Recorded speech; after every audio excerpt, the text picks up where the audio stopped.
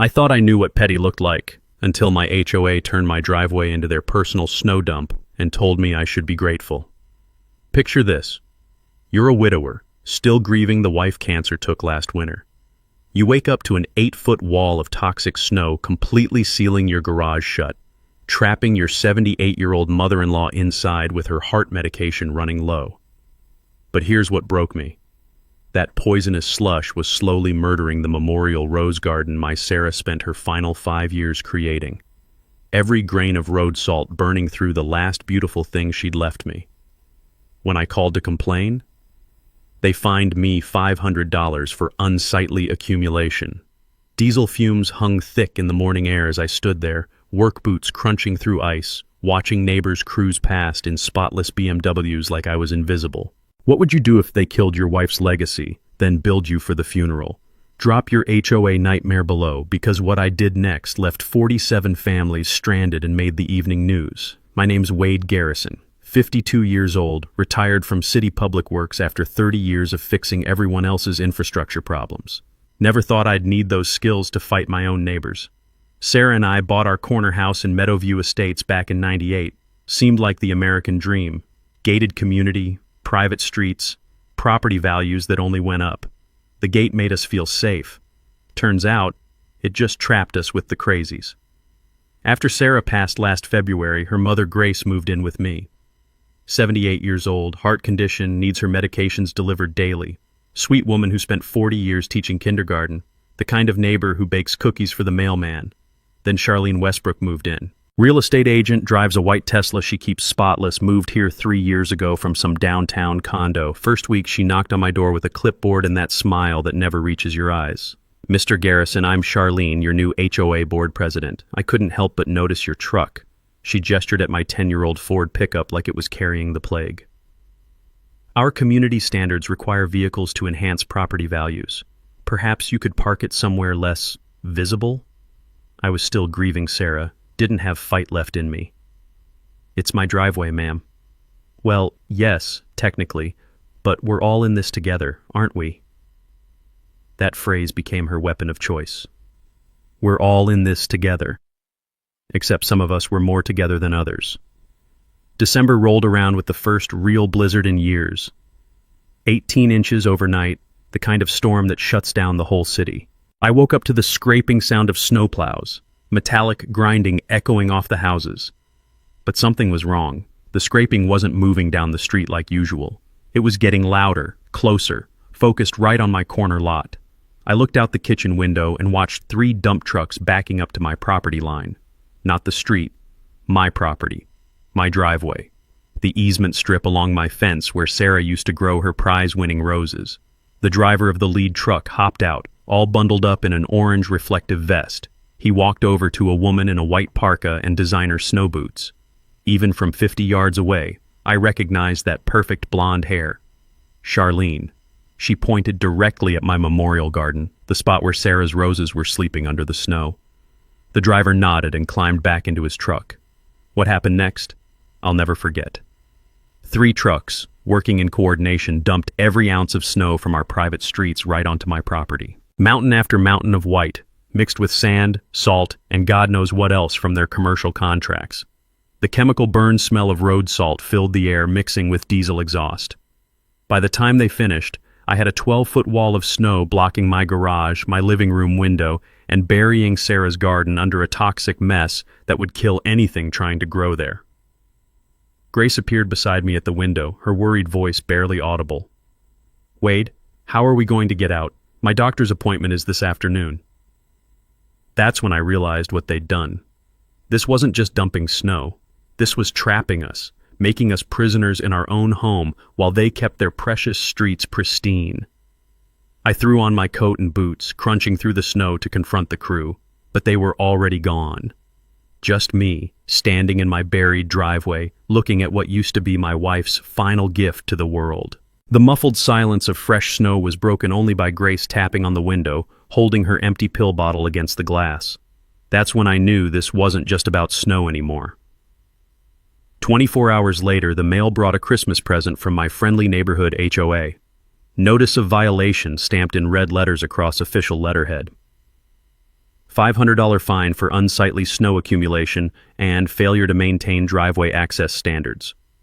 The very same snow they'd dumped on my property was now somehow my responsibility to remove. Grace's medication situation was getting critical. Her delivery service couldn't navigate the snow maze blocking our driveway. I called around. Private snow removal wanted $800, cash up front.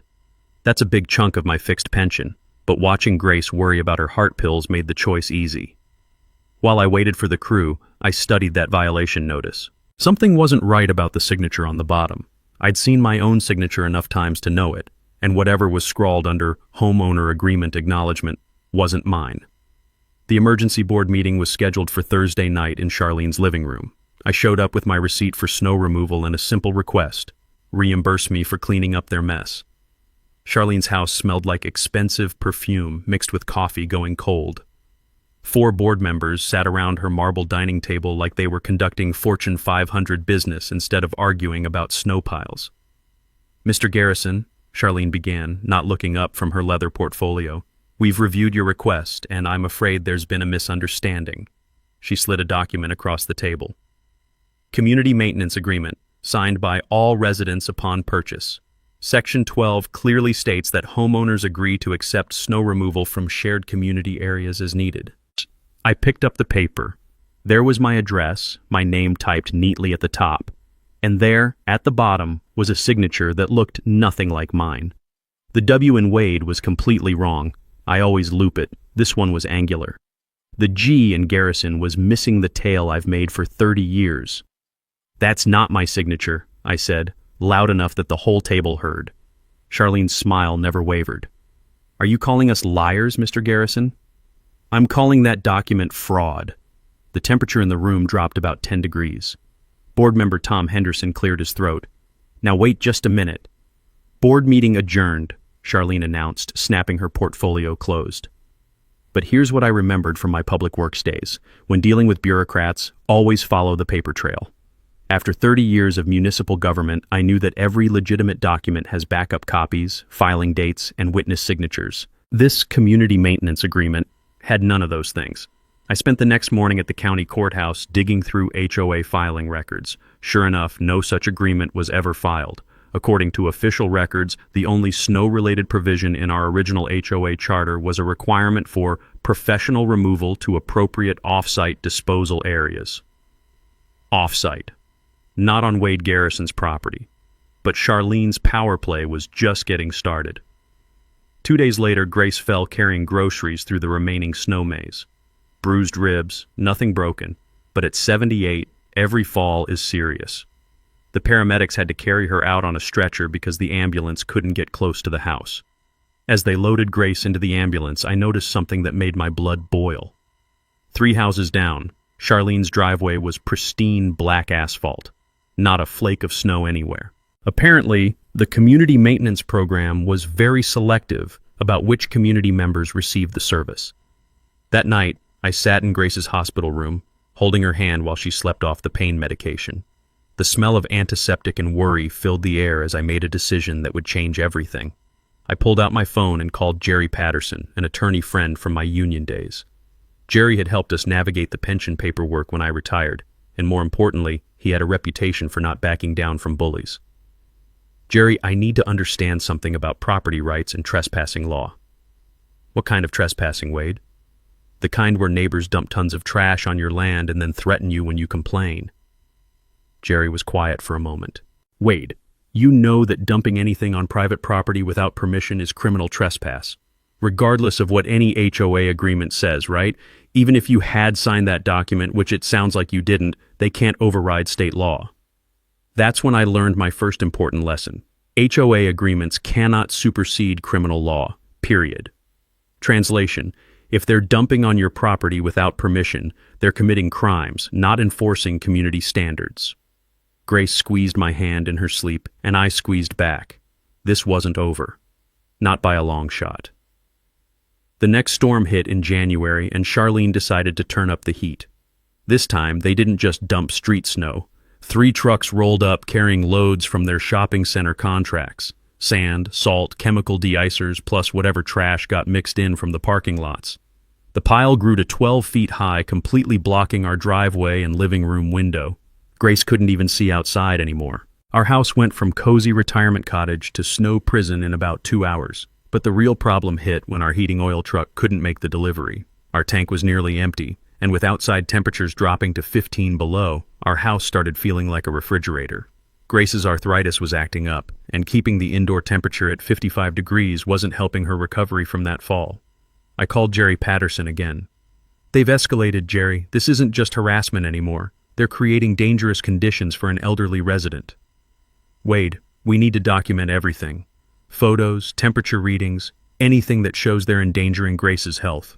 And I want to schedule an emergency board meeting." "Already tried that. Charlene scheduled it for this Saturday." "Problem?" "My daughter's flying in from California for her first visit since the funeral.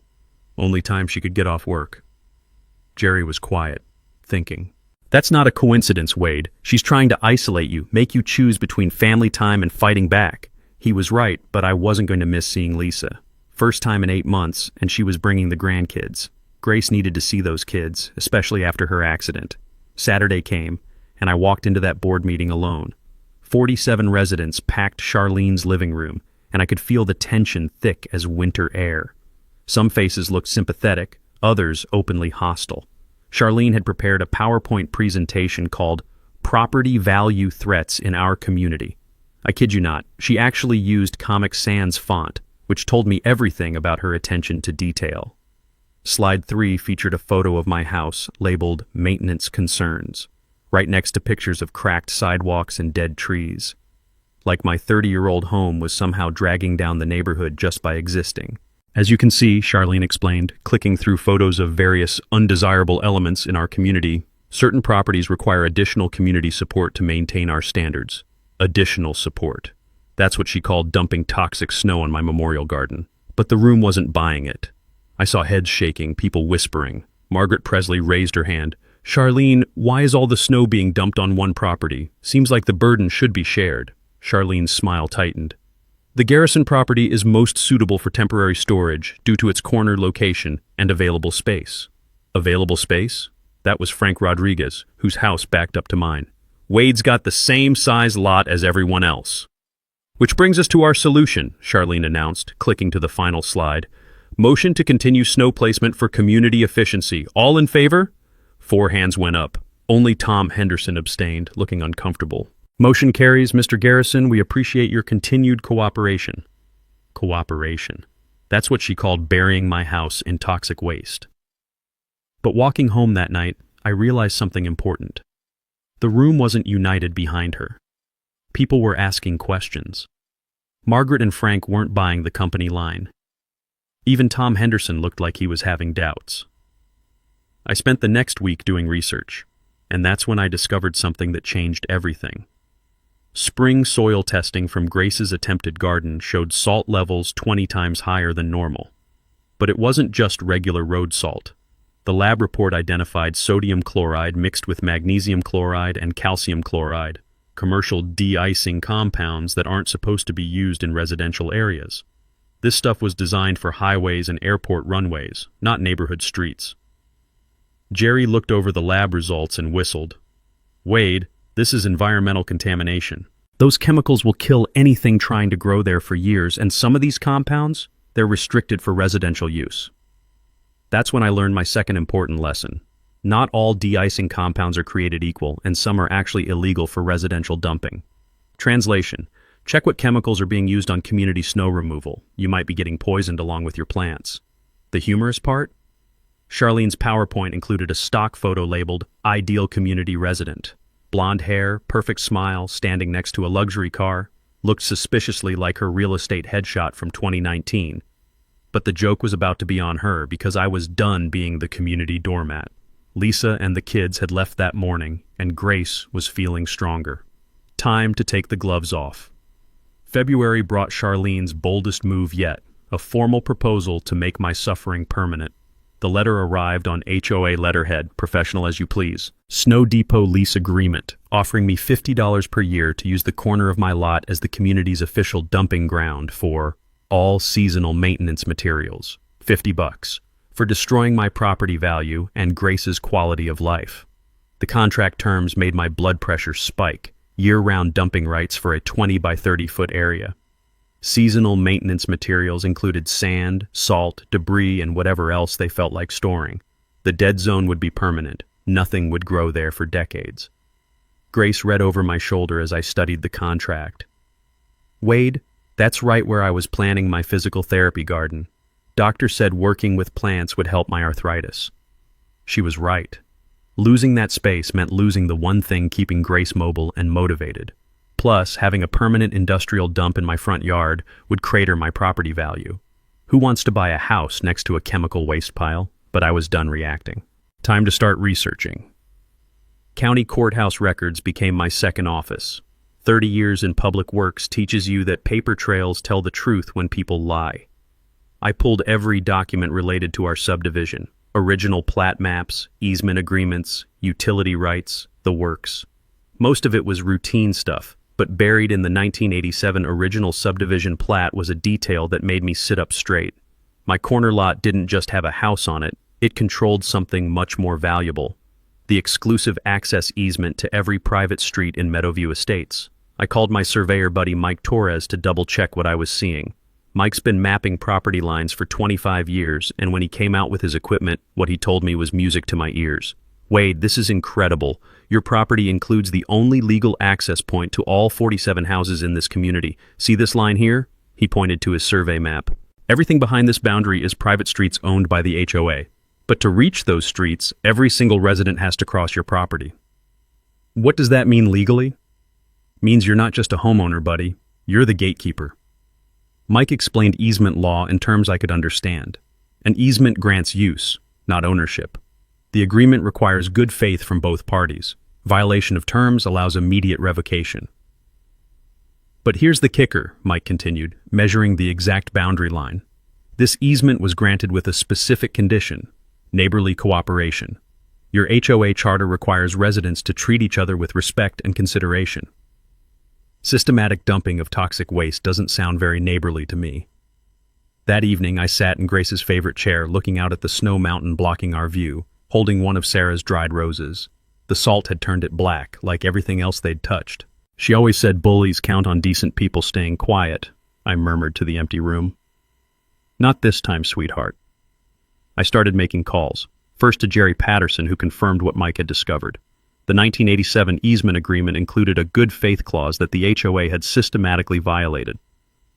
"Wade, this changes everything. They broke the contract first. You have grounds to revoke access entirely." "What happens if I do that?" 47 families become landlocked. Their private streets turn into very expensive driveways to nowhere. My third important lesson came from Jerry. Access easements can be conditional and revocable. Property owners aren't required to provide access to people who abuse the privilege. Translation: treat your neighbors like garbage, lose your right to cross their land. But I wasn't ready to drop the hammer yet. I needed evidence, documentation, and a plan that would make them fix the mess they'd created. I spent the next week calling equipment rental companies and researching property line marking requirements. Steel posts and heavy chains for property improvement projects, security cameras for home safety, an excavator with snow blade attachment for seasonal maintenance, all perfectly legal property owner activities. The plan forming in my head was elegant in its simplicity. They wanted to use my property as their dump? Fine. But they'd forgotten one crucial detail. I controlled their only way home. Charlene's lease agreement was still sitting on my kitchen table waiting for a signature. I picked up a pen and wrote across the bottom in red ink. Counteroffer. Remove all illegally dumped materials and pay $22,400 in damages. Then we'll discuss neighborly cooperation. Grace looked over from her crossword puzzle. Think that'll get their attention? Oh, I'm just getting started, Grace. Just getting started. The portable lights arrived that afternoon, followed by the security cameras. Time to document everything they did next, because I had a feeling Charlene wasn't going to take my counteroffer quietly. Late Tuesday night, alone in my kitchen with county records spread across the table, I finally understood the full scope of what I was dealing with, and what I was capable of doing about it. The original 1987 subdivision plat told a story Charlene clearly never bothered to read. When Meadowview Estates was developed, the city required all internal roads to be private streets owned and maintained by the HOA. But here's what makes it beautiful. Those private streets needed legal access to the public road system. That access comes through my corner lot. Not near it. Through it. Every single resident, every delivery truck, every emergency vehicle has to cross my property to reach their houses. Without my easement, 47 families would be trapped on an island of expensive asphalt leading nowhere. For 15 years, I'd been the nice neighbor who never asked questions, never charged fees, never enforced the easement conditions that required good faith neighborly cooperation. But they'd changed the rules of engagement when they started treating my property like their personal dump. Jerry Patterson's voice echoed in my head from our phone call that afternoon.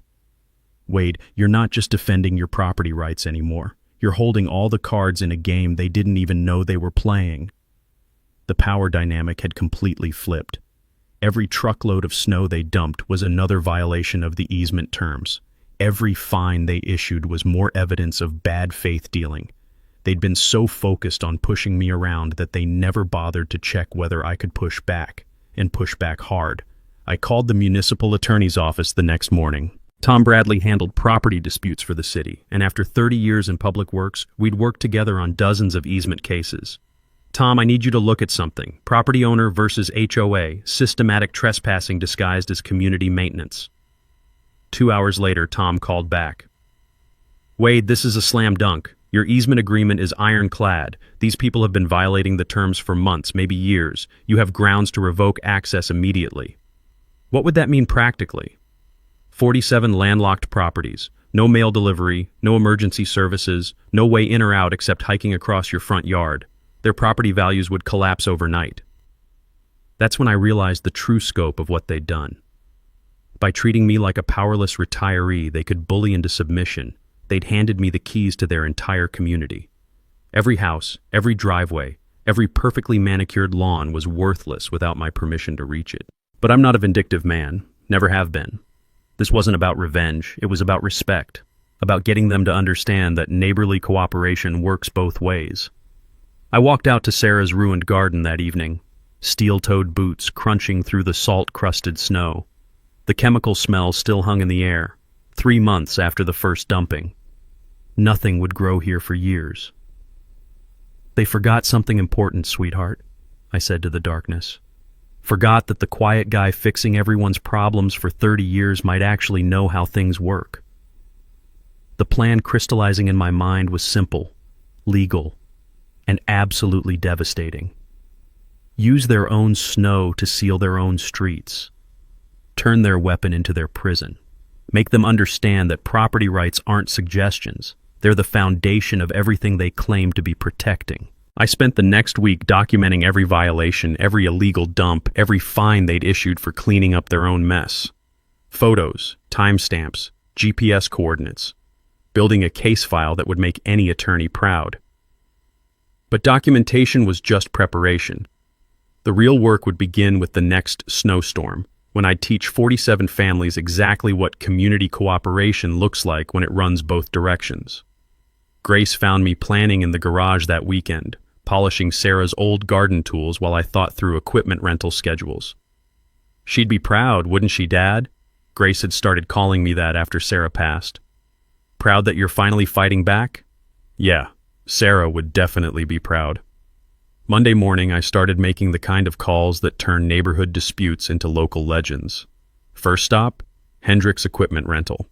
I need an excavator with a snow blade attachment for property maintenance work. Nothing too big, but I need something that can move serious volume.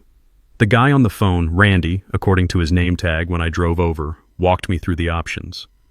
How much snow we talking about, Mr. Garrison? Let's just say my neighbors have been very generous with their winter donations. Randy chuckled. Ah, one of those situations.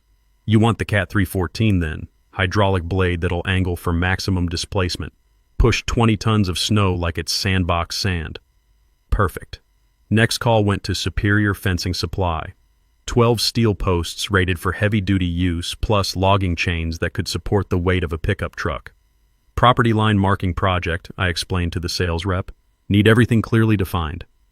The hydraulic whine of equipment being delivered filled my driveway Wednesday afternoon. Neighbors started paying attention when a flatbed truck dropped off an excavator that looked like it could reshape mountains. Charlene's Tesla slowed to a crawl as she drove past, her perfect blonde head craning to get a better look. Let her wonder. Jerry Patterson stopped by Thursday evening to review the legal strategy. We spread everything across my kitchen table: property surveys, easement documents, violation notices, soil contamination reports. Wade, this is bulletproof. 15 years of goodwill easement access, systematically violated by illegal dumping and harassment. You have grounds for immediate revocation plus damages. What about their argument that it's community maintenance? Doesn't matter. Community maintenance ends at property lines. Everything they've done on your land is criminal trespass, regardless of their internal HOA agreements. Jerry helped me prepare the formal notices, cease and desist letters, property damage calculations, documentation of every violation with photos and timestamps. Then came the financial reality check. 3 storms of private snow removal, $2,400. Sarah's Memorial Garden destruction, $3,000. Soil remediation for chemical contamination, $8,000. Driveway repairs from heavy equipment damage, $4,000. Legal fees, $5,000, and climbing, total damages, $20,400. Nearly half my annual pension spent cleaning up their mess. But the most important preparation was rallying the witnesses. Margaret Presley agreed to provide a written statement about the dumping pattern. Frank Rodriguez offered video evidence from his security cameras showing the targeted placement. Even Tom Henderson from the board quietly admitted he'd never seen documentation for their community maintenance agreement. Friday afternoon, Lisa called from California.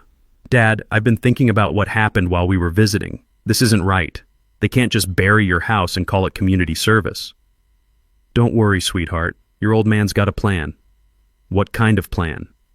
"The kind your mother would have used. Firm but fair, with consequences that fit the crime." That weekend, I set up the security equipment, cameras covering every angle of my property line, portable floodlights to illuminate nighttime dumping operations, everything time-stamped and recorded to cloud storage that couldn't be tampered with. Mike Torres came by Saturday to install the steel posts marking the exact easement boundaries. Each post sank 3 feet deep in concrete, with surveyors' flags marking the precise legal line between my property and their access rights. "Wade, this is professional-grade boundary marking. No one can claim they didn't know where your property ends." Sunday evening, the weather forecast made everything perfect. Major blizzard system moving in from Canada, 18 to 24 inches expected Monday night into Tuesday, the biggest storm in 15 years. I called Grace into the living room for a family meeting. "Grace, we're going to have visitors Tuesday morning, lots of them. Probably won't be entirely friendly." "What kind of visitors?" "The kind who'll finally understand that respect works both directions." She studied my face, seeing something she hadn't seen since before Sarah got sick. Determination. Purpose. The look of a man who'd remembered how to fight for what mattered. "What do you need me to do?" "Just stay warm and safe inside, maybe make some coffee. We might have reporters coming by." "Reporters?" "Grace, tomorrow morning we're going to give this neighborhood a lesson in property rights they'll never forget, and I guarantee it'll be worth documenting." That night, I checked the excavator hydraulics one final time, tested the blade angle for maximum snow displacement, confirmed the steel posts were properly positioned, everything ready for Tuesday morning's community education project. The metallic smell of hydraulic fluid mixed with the crisp winter air as I sat on Sarah's memorial bench, looking at where her roses used to bloom. Tomorrow, they'd finally get the respect they deserved, and 47 families would learn what community cooperation looks like when it runs both directions. Tuesday morning brought the storm right on schedule, and with it, Charlene's desperate attempt to maintain control of a situation that was rapidly slipping away from her. The certified letter arrived at 9 a.m., hand-delivered by a nervous-looking kid from downtown. Demand for immediate compliance, stamped across the envelope in threatening red letters. Inside, 3 pages of legal-sounding language that basically boiled down to, remove your barriers within 48 hours, or face $10,000 in fines plus attorney fees for blocking community access and endangering residents with illegal obstructions. Illegal obstructions, that's what she called properly marked property line improvements installed by a licensed surveyor on my own land. But here's where Charlene made her first critical mistake. The letter was signed by Anderson, Bailey and Associates, a legitimate law firm downtown. I recognized the name because they'd handled some municipal contracts during my public works days. Professional curiosity made me call them directly. Anderson, Bailey and Associates, this is Michelle. Hi, Michelle, this is Wade Garrison. I received a letter from your firm regarding an HOA dispute. Could I speak with the attorney handling my case? Long pause. Could you spell your last name, sir? Garrison, Meadowview Estates HOA matter. Another pause, then typing. Sir, I don't show any active files under that name. Could you read me the case number from your letter? I read the number. More typing. Mr. Garrison, that's strange. That case number format doesn't match our system. Could you hold while I check with Mr. Anderson? 5 minutes later, a man's voice came on the line. Mr. Garrison, this is David Anderson. I understand you received a letter claiming to be from our firm? Yes, sir. Threatening legal action over property line markers on my own land. Sir, we don't handle HOA disputes, and we certainly didn't send you any threatening letters. Could you fax me a copy of what you received? This sounds like someone is using our letterhead without permission. Bingo. Charlene had fabricated the whole thing. Jerry Patterson was practically giggling when I called him with the news. Wade, she just committed mail fraud using a fake attorney letterhead. That's a federal crime. But it gets better. We can use this to show a pattern of deception and harassment. That afternoon, the real attorney from Anderson, Bailey and Associates, called me back. Mr. Garrison, we're filing a complaint with the state bar about unauthorized use of our letterhead. We'd also like copies of any other documents your HOA has sent claiming to be from law firms. And turns out this wasn't Charlene's first attempt at legal intimidation. 2 other neighbors had received similar fake legal threats over minor violations. The state bar was very interested in systematic fraud, but Charlene's day was just getting started.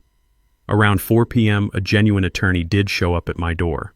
Older gentleman in a nice coat, carrying a legitimate briefcase with real legal documents. Mr. Garrison, I'm Robert Presley, attorney for the Meadowview Estates HOA. I apologize for disturbing you, but I need to discuss this property access situation.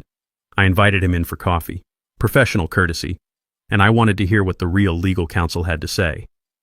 Mr. Garrison, I'll be direct. Mrs. Westbrook contacted our firm about property access barriers, but she failed to mention certain complexities in your situation. What kind of complexities? Well, the systematic dumping of snow and chemicals on your property, for starters. The fake legal threats. The violation of your easement agreement terms. Mrs. Westbrook presented this as a simple property dispute, not a pattern of harassment and illegal trespassing. Robert Presley looked genuinely embarrassed. Sir, my client has created significant liability exposure for the entire HOA. Your easement rights are clearly documented, and the violations are extensive. I'm recommending immediate settlement negotiations. What kind of settlement? Full damages for property restoration, plus legal fees, plus a binding agreement that prevents any future dumping or harassment. My client needs to understand that continued violations could result in complete access revocation. I appreciated his honesty. Mr. Presley, I'm not interested in punishing the whole community for one person's poor decisions, but I am interested in respect and accountability. I understand completely. Mrs. Westbrook has been difficult to counsel. She seems to believe HOA authority supersedes property law. After he left, I called Jerry with the update. Their real attorney just threw Charlene under the bus, Jerry, recommended settlement, and said she's created liability for everyone. Wade, that's surrender. They know they can't win this legally. Question is whether Charlene will accept reality or double down on stupid. The answer came that evening. Emergency board meeting called for 7 p.m. at Charlene's house. Agenda item: immediate removal of illegal barriers by any means necessary. Any means necessary. That sounded like a threat to me. Time to make some final preparations for tomorrow morning's community education project. Wednesday evening brought the blizzard, and with it, Charlene's final, desperate attempt to prove who really ran Meadowview Estates. The snow started falling around dinner time, thick flakes that meant business. By 10 p.m., we had 8 inches on the ground and it wasn't slowing down. Perfect conditions for what I knew was coming. Around 11:30, headlights swept across my living room window. 3 trucks lined up on the street outside. the familiar orange and black of Premier Snow Removal, Charlene's contracted crew. But this time, something was different. Charlene's white Tesla was parked right behind them, hazard lights blinking in the swirling snow. I grabbed my camera and winter coat. If she wanted to personally supervise this operation, I was going to document every second of it. The lead driver hopped out of his truck, guy I'd seen before, Miguel something, but instead of heading straight to work, he walked over to my property line where I was standing. "Mr. Garrison?" "Miguel Santos, crew chief. Listen, I need to tell you something before we start." "What's that, Miguel?" "Lady in the Tesla offered my guys a $500 cash bonus tonight. Said to dump extra loads, really bury your property good. Teach you a lesson about respecting the community." Miguel looked genuinely uncomfortable. "Sir, I got kids to feed, but this doesn't feel right. She wants us to dump sand, salt, and construction debris mixed with the snow. Target your garden area specifically. Construction debris, chemical de-icers, targeting Sarah's memorial garden for maximum damage. Miguel, you do what you need to do for your family. Just know that I'm recording everything, and none of this is your fault." He nodded and walked back to his crew. I appreciated his honesty, and it confirmed what I'd suspected. Charlene was escalating beyond simple harassment into deliberate property destruction. What happened next was like watching a military operation designed by someone who'd never heard of consequences. Charlene stepped out of her Tesla wearing a white parka and designer snow boots, looking like she was prepared to direct the D-Day invasion. She pointed directly at different areas of my property, giving specific instructions for maximum impact. 3 trucks worked in careful coordination. Load after load of snow mixed with sand, salt, and chunks of concrete from construction sites. The pile grew to 22 feet high, literally reaching my second-story windows. But here's what made my blood boil. Charlene was taking pictures, standing there in her perfect winter outfit, documenting the destruction like it was some kind of trophy moment. I filmed her directing the placement, zooming in on her hand gestures targeting Sarah's memorial garden. Clear evidence of intentional, systematic property destruction. Around 2 a.m. they finished. The largest snow mountain I'd ever seen completely blocked our house from street view. Grace couldn't see out any of the first-floor windows. We were effectively buried alive. I waited until the trucks left, then walked the perimeter of the dump with my camera. The chemical smell was overwhelming. Industrial de-icers mixed with God knows what other toxic waste from their commercial contracts. But as I documented the damage, I noticed something that made me smile in the darkness. Every single truckload had been dumped on my property. None of it on city streets, none on the easement access route. Charlene had been so focused on burying my house that she'd forgotten the most important detail. All of her snow was now on my land, my property, under my control. And tomorrow morning I was going to give it back to her, all of it, in exactly the place that would teach 47 families the real meaning of community cooperation. I spent the rest of the night checking equipment. The excavator started on the first try despite the cold. Hydraulic blade angled perfectly for maximum displacement. Steel posts and chains positioned exactly on the easement boundary line. Grace found me in the garage at 5 a.m. testing the equipment one final time. The hydraulic whine echoed off the walls as I practiced blade movements. "Wait, are you sure about this?" "Grace, they just spent 6 hours burying our house with toxic waste. Targeted Sarah's garden specifically for destruction. Offered cash bribes to make sure we suffered. This isn't about snow anymore. It's about respect." She studied the excavator, then looked at me with something I hadn't seen since before Sarah got sick. Pride. "Your mother raised you right, didn't she?" "She raised me to stand up for what's right, even when it's hard." "Then go show these people what standing up looks like."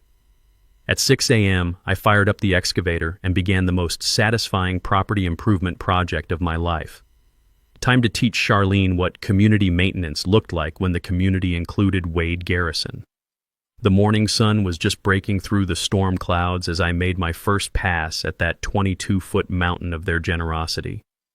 6 a.m. on a Thursday morning, and I was about to give 47 families the education of their lives. The excavator roared to life with that satisfying diesel rumble that means serious business. I'd been operating heavy machinery for 30 years, but this morning felt different. This morning, every movement had purpose. I started with the mountain closest to Sarah's memorial garden, the toxic pile Charlene had specifically ordered dumped on my wife's final resting place. The hydraulic blade bit deep into the snow, sand, and chemical mess, lifting tons of their community maintenance with each pass. But I wasn't just moving their snow, I was delivering it. Straight across my property line to the exact spot where the access easement began. The only route 47 families could use to reach the outside world. Every scoop of snow went directly into creating a wall across their private street entrance. By 6:30 a.m., I had a 6-foot barrier completely blocking access to Meadowview Estates. No one getting in, no one getting out. 47 families about to learn what being trapped in their homes felt like. The first neighbor appeared around 7 a.m. Frank Rodriguez, trying to leave for his job at the hospital. His pickup truck stopped 20 yards from the snow wall, emergency lights flashing as he realized what he was looking at. More cars started lining up behind him. Teachers who needed to get to school, commuters heading downtown, people with doctor's appointments and work meetings and normal Thursday morning responsibilities, all of them blocked by the same snow their HOA had dumped on my property. By 7:15, I had an audience of about 30 people standing in the street, looking at my perfectly legal property improvement project. Some were on phones calling work to report they'd be late. Others were taking pictures trying to figure out exactly what had happened. That's when the white Tesla arrived. Charlene's car slid to a stop and she practically fell out of the driver's seat, stumbling through the snow in those designer boots that weren't made for actual winter conditions. Her perfect blonde hair was already getting messed up by the wind. "What is this?" she screamed across the crowd, pointing at my excavator like I was operating a tank in a war zone. I shut off the engine and climbed down, steel-toed boots crunching on the snow-packed ground. The sudden silence was broken only by wind and the frustrated murmur of trapped commuters. "Morning, Charlene. Just doing some property maintenance, moving all that snow you folks generously donated to my land. You can't block community access. This is illegal." "Ma'am, this is my property. Your snow is now properly disposed of on the exact property line, just like your maintenance agreement requires." The crowd was getting bigger. Margaret Presley had arrived with her kids, who were supposed to be at school. Tom Henderson was there, looking embarrassed about the whole situation. Even some of the construction workers were watching from their trucks. That's when the fire department showed up. 2 trucks, sirens wailing, responding to reports of blocked emergency access. Captain Rodriguez, no relation to Frank, stepped out of the lead truck and surveyed the situation. "Who's in charge here?" Charlene jumped forward. "I am. I'm the HOA president, and this man has illegally blocked our community access." Captain Rodriguez walked over to examine my snow barrier, then looked at the steel posts marking my property line. 30 years of dealing with municipal disputes told me he understood exactly what he was seeing. "Ma'am, this appears to be private property. Are you saying this gentleman doesn't have the right to use his own land? He's blocking emergency access. To private streets?" "Well, yes, but..." The captain turned to me. "Sir, is this your property line?" "Yes, sir. Surveyor marked it last week. All snow was illegally dumped on my land, now properly relocated to the boundary line as specified in municipal code." Captain Rodriguez nodded. He'd seen enough property disputes to recognize the legal realities. "Ma'am, private property owners control access to private streets. If there's a dispute, you need to resolve it with him or through the courts." That's when the Channel 8 news van pulled up. Reporter Amanda Walsh jumped out with her camera crew, drawn by the spectacle of an entire neighborhood being held hostage by one man with an excavator. Perfect human interest story for the morning show. "Sir, I'm Amanda Walsh from Channel 8 News. Can you tell us what's happening here?" I looked across the crowd of 47 families, all trapped behind their wall of consequences, looked at Charlene, red-faced and furious in her impractical winter outfit, looked at the cameras rolling and the phones recording. Time for the mic drop moment I'd been waiting for. "Ma'am, for months my neighbors have been dumping toxic snow on my property, targeting my late wife's memorial garden, and fining me for cleaning up their mess. This morning, I'm simply returning their property to them. Community cooperation works both directions." The crowd went dead silent. Even the wind seemed to stop. "Now, anyone who wants this snow removed can start by removing the illegal dump from my memorial garden. Then we can discuss respectful neighbor relationships." Checkmate. 3 hours later, Charlene was writing a personal check for $6,000 while standing knee-deep in snow, surrounded by news cameras and 47 very unhappy neighbors. The emergency snow removal crew had given the HOA a choice: pay the full $18,000 for immediate access restoration, or watch their community stay trapped until spring. The HOA emergency fund only had $12,000, which left Charlene personally liable for the difference. "This is extortion," she muttered, hands shaking as she signed the check.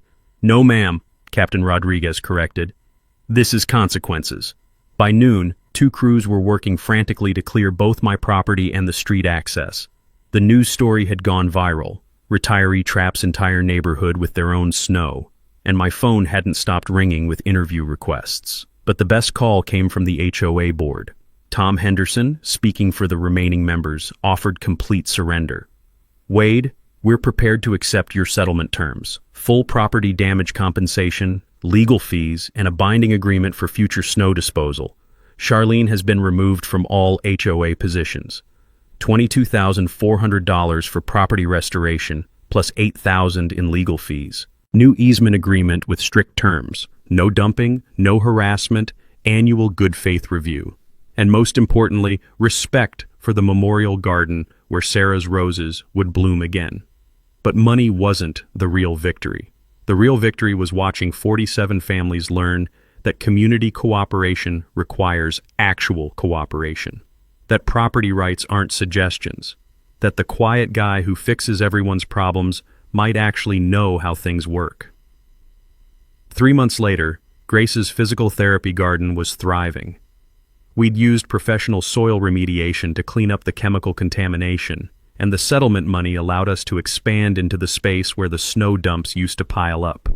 Grace was out there every morning, tending vegetables and flowers with the careful attention of someone who'd learned that good things can grow after bad things happen.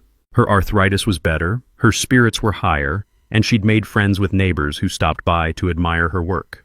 I used $10,000 from the settlement to establish Sarah's Garden Fund, helping elderly residents maintain their landscaping when physical limitations or financial stress made it difficult. The fund partnered with the county extension office to provide free soil testing after our story revealed how many properties had been contaminated by improper chemical disposal. The Property Rights Defense Network launched from our kitchen table, with me as coordinator. Monthly workshops at the community center, teaching residents about easement law, HOA limitations, and how to document violations properly. Amazing how many people had been suffering in silence, thinking they had no power against bureaucratic bullying. Margaret Presley became our first success story, used what she learned to stop her HOA from forcing expensive lawn renovations. Frank Rodriguez helped 3 families fight illegal parking fines. Even Tom Henderson joined our advisory committee, bringing insider knowledge about how HOA boards really operate. But the sweetest victory was personal. Lisa started visiting monthly instead of annually, bringing the grandkids to help with the garden. Watching them plant seeds in soil that had been poisoned and restored gave me hope that good things really do grow from hard ground. Last week, a familiar white Tesla drove slowly past our house. New owner, different license plates. Charlene had moved away after losing her real estate license and facing multiple fraud investigations. The state bar took fake legal threats very seriously, especially when they involved elderly victims. Her replacement house had a prominent "for sale" sign in the front yard. Apparently, karma comes with real estate consequences. Grace found me that evening, sitting on Sarah's memorial bench, watching the sunset through healthy rose bushes that had been given a second chance to grow. "Think she'd be proud, Wade?" I looked at the garden, then at our peaceful neighborhood where residents now treated each other with respect instead of entitlement. "Yeah, Grace. Sarah would definitely be proud." Next week, we're helping a veteran in Riverside fight an HOA trying to ban his service dog. Bullies hate an informed community, but they really hate organized neighbors who know their rights. Drop your worst HOA nightmare in the comments below. Let's help each other fight back. And hit subscribe plus that notification bell, because justice served cold is always worth sharing. Remember, community cooperation works both directions. Sometimes people just need help remembering that.